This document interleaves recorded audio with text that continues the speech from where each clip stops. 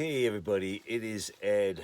Okay, today's video, I get lots of questions and emails and requests about what I think or what my opinion is on what are some good Elvis albums to own, collect, buy, however you want to look at it. So I thought what I would do is I would focus this video on what I feel are 13 essential Elvis albums that were released by RCA post death. After Elvis's death in 1977, going up to 1990, RCA released a lot of different albums, compilations, box sets, things like that. And I thought I would look through and see what I wanted to do what I felt were the 10 essential post-death releases, but it wound up going to 13. And really, I was going to go to 11, but then I remember, not remembered, but I did not want to include these box sets. I did not want to include this or this. Because this one was released in 1980, this one was released in 1984, and I was just going to go for, regular albums or possible, double LPs, and I was going to stay away from the box sets, but I said, well, you know what, I really can't stay away from the box sets because, in my opinion, this box set is definitely an essential must-have if you are an Elvis fan. A lot of great stuff on here. This was the first way that you could get the laughing version of Are You Lonesome Tonight from the Vegas engagement in 1969, the unreleased at the time Pearl Harbor benefit concert from 1961. Just, there was a lot of good stuff on here, and I still enjoy pulling this out and listening to it. So I would say that this is definitely an essential get. It has 1, 2, 3, 4, 5, 6, 7. There are, I believe, 8 albums in this one. Definitely worth having. Okay, so this again from 1980, the Elvis Aaron Presley box set, essential must-have post-death release. All right, and then of course the second one from 1984. This was a 6 LP box set, and again, must-have. Great stuff on here. All right, so here's 2. All right, then the very first release after Elvis passed away, Elvis in Concert. This is a must-have release. Great. I do love listening to this, and it's definitely worth having. So if you are able to go out and get one of these, I would highly recommend you do so. Elvis in Concert, 1977. All right, then I'm going to move on to, I believe this is 78, 78, 79, 79. Our Memories of Elvis. This is the pure Elvis sound. This is what they call this release.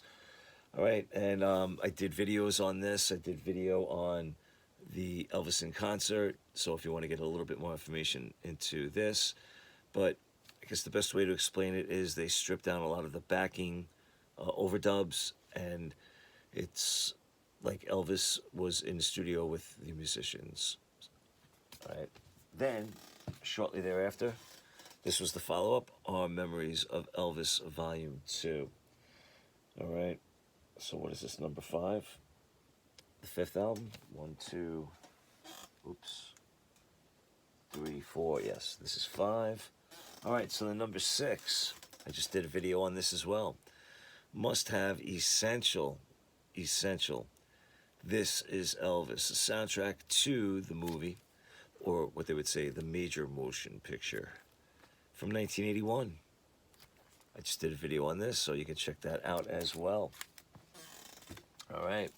Another major must-have, what is this, number 7, is Elvis, I Was the One. I did a review on this not all that long ago, okay? But if you want to check that out, Love this album. Really great. Definitely worth having. Okay, another one I recently did a video about, must have, the Essential Elvis Presley. Okay, this is from 1988, I believe. Yeah, no, maybe. Yep, 1988.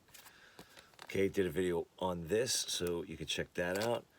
But Essential lives up to its name. Must have post-death release from 1977 up to 1990. All right, and then 1987, we saw 1969 year in review. Was this 87 or was this 89? Nope, 87, 1987. It's a double LP release. This is all tracks from the 1969 American Sound Studio sessions, alternate takes than what you are used to listening to.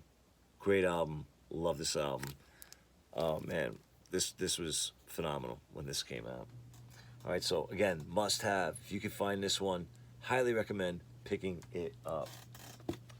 All right, coming up to the end, we got 4 more.